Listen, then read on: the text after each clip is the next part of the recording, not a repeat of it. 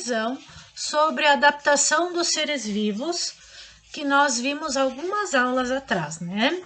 Então, para revisar, a gente vai ver o que significa biosfera, ecossistema, para entender melhor as adaptações dos seres vivos. Então, lembrando lá do sexto ano, biosfera, nós chamamos de biosfera o planeta Terra como um todo, né? Que é a união da água, da parte da hidrosfera, da atmosfera e da troposfera. Tudo isso junto com os seres vivos. Então, é o ar, a água, o solo, a temperatura e todos os seres vivos do planeta. Isso a gente chama de biosfera. Vamos pegar uma canetinha aqui colorida para ficar mais fácil. Tá? Então, essa é a biosfera, é o todo. Dentro da biosfera, existem regiões com clima, com temperatura, com solo, com animais, com plantas e vários micro-organismos diferentes.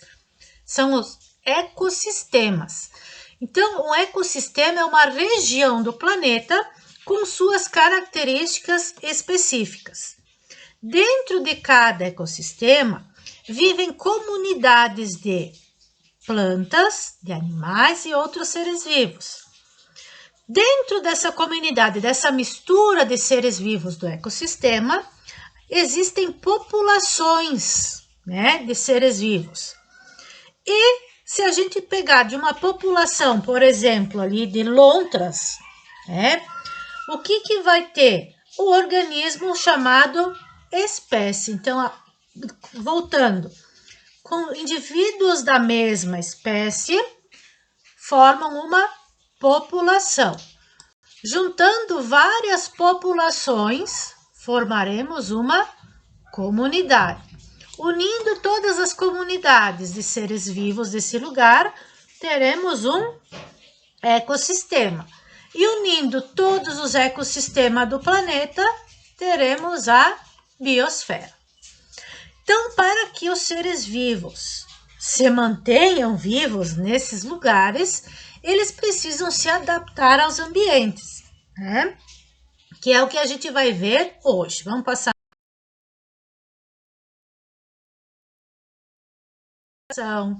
como esses animais e plantas fazem para obter alimento, como eles fazem para, em relação à água do ambiente em que eles vivem, em locais onde tem muita seca, ou em locais onde tem muita água, ou onde é muito quente, ou onde é muito frio, como eles fazem para caçar e como eles fazem para se proteger, né? Então, são várias as adaptações que os seres vivos têm que ter nos diferentes ambientes em que eles vivem.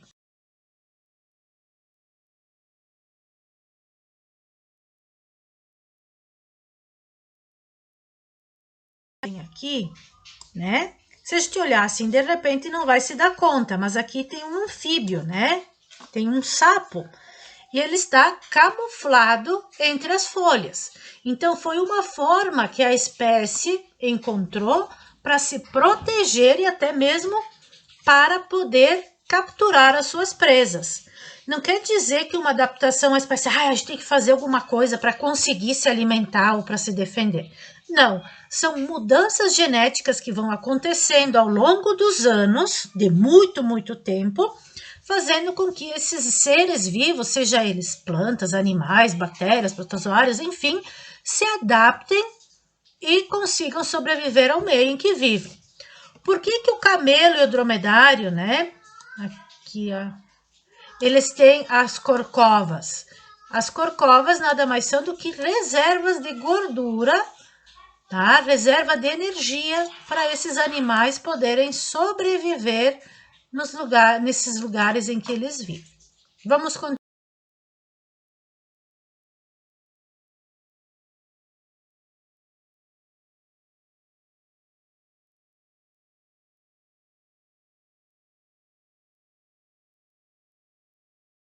Os animais que habitam ali têm que também se adaptar ao ambiente, assim como as plantas. Né? A gente encontra cacto, poucos vegetais, são plantas que têm uma reserva muito grande de água e as raízes são bem profundas. Já os animais aquáticos, eles têm todos os membros, né, do corpo, a própria aerodinâmica, o formato do corpo também é adaptado para nadar, o sistema respiratório com brânquias também é adaptado para a obtenção de oxigênio na água e uma série de outras coisas. Então, cada ecossistema tem uma característica de seres vivos específicos que devem se adaptar ao ambiente. No momento em que, só para acrescentar, imaginem que nesse lugar aqui, né, deve ser na Amazônia, onde tem bastante água e umidade e tal. Se acontecerem queimadas muito grandes, os seres vivos que vivem aqui vão ser prejudicados. Esse ecossistema não vai estar em equilíbrio. Alguma coisa vai atrapalhar, eles vão ter que buscar vida em outro lugar ou se adaptar ao ambiente como ele estiver no momento.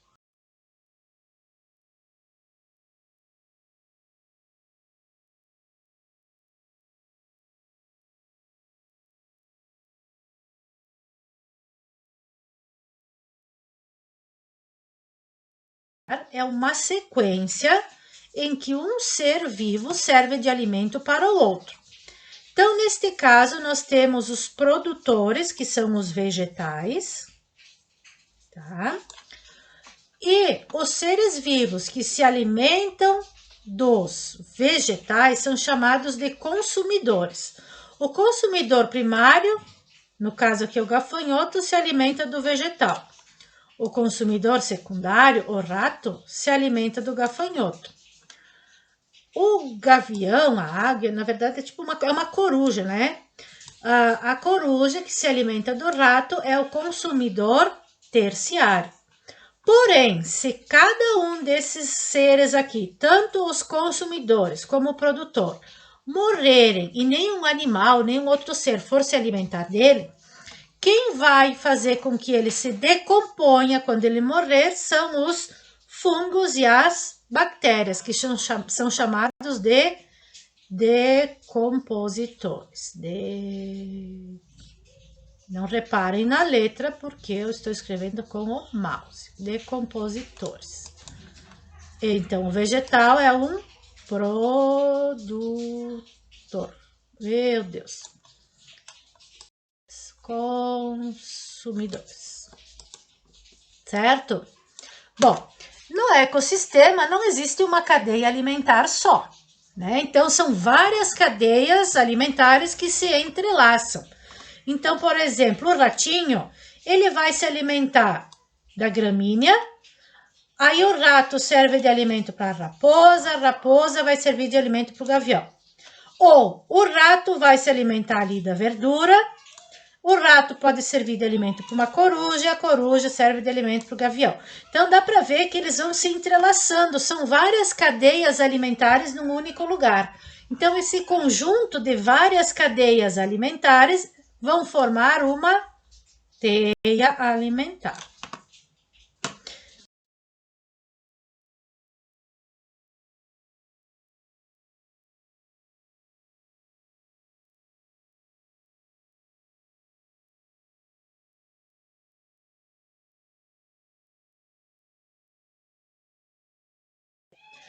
Então, que adaptações eles têm em relação aos fatores não vivos? Como é que um ser se adapta ao ambiente e evita, né, a sua morte em baixas temperaturas? Primeiro, alguns deles se alimentam em grande quantidade, tá? E essa grande quantidade é de alimento energético, por isso que diz, o urso gosta de mel. O mel é extremamente energético, então ele vai ter uma temporada, uma época na vida ali, que ele vai comer bastante, vai ingerir uma grande quantidade de alimento, e esse alimento vai ficar armazenado na forma de energia ou gordura embaixo da pele. Essa gordura é uma reserva de energia para ele quando ele vai dormir, ele vai hibernar, né? No frio ele fica dormindo, ele fica protegido, gastando a gordura que está armazenada sob a pele. A gordura é uma reserva de energia, certo? Além da gordura ser uma reserva de energia, a gordura serve como um isolante térmico também. Então, o corpo do animal não perde calor para o ambiente. Outros animais fazem migrações, né? Então, na época de inverno, quando começa o outono e inverno, eles migram para outros lugares do mundo onde esteja mais quente. Outra forma de adaptação é em relação aos ambientes que têm pouca água. Então, no cerrado, as plantas têm poucas folhas, tá? Justamente para evitar a perda de água, porque as plantas, elas transpiram e perdem água pelas folhas. Então, se ela não tem muitas folhas, ela retém mais água. Outra característica é que as raízes são fundas. Já na caatinga, as folhas são transformadas em espinhos e os espinhos não perdem a água como folhas. Ó, o camelo e o dromedário, então, eles têm as corcovas, né? Justamente para ter uma reserva de água e também reserva de gordura.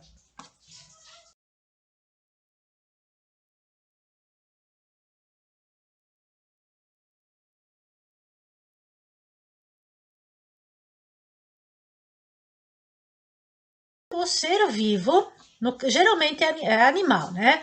O animal acaba, não é que ele acaba, a adaptação ali de anos e anos faz com que eles fiquem parecidos com o ambiente em que eles vivem. Então, nesse caso aqui, esse gafanhoto, se ele estiver, aqui dá para ver até, né? Mas se ele estiver numa plantinha, o corpo dele vai ser confundido com uma folha. Então, o predador não vai enxergar ele, vai ficar fácil para ele fugir. Nesse aqui, o bicho-pau também. Quem diria que aqui tem um animal, né?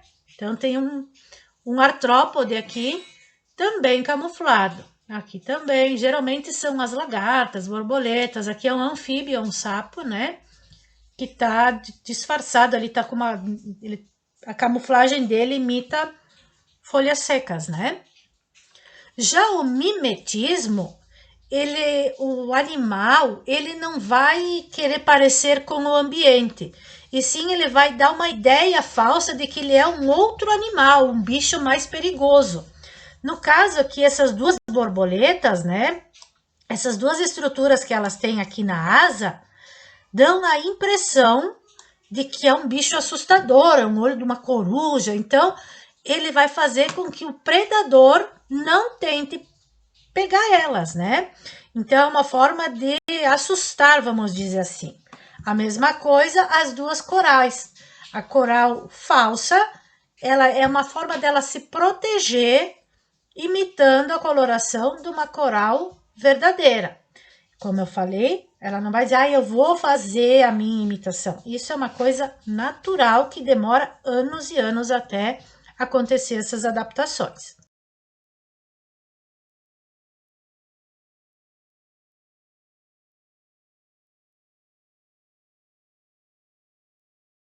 Outro exemplo, né, o porco-espinho. Também, para que servem os espinhos? É uma forma de proteção. Quantos de vocês já devem ter visto, né, ou vivenciado, do seu cachorrinho voltar para casa com a boca cheia de espinhos, né, por ter mordido um porco-espinho ou chamado ouriço. Então, é uma forma de defesa que o animal tem. As pernas longas também dos animais, né? Então, para tentar fugir, uma adaptação é as pernas traseiras bastante fortes e alongadas para facilitar, aumentar a velocidade na fuga.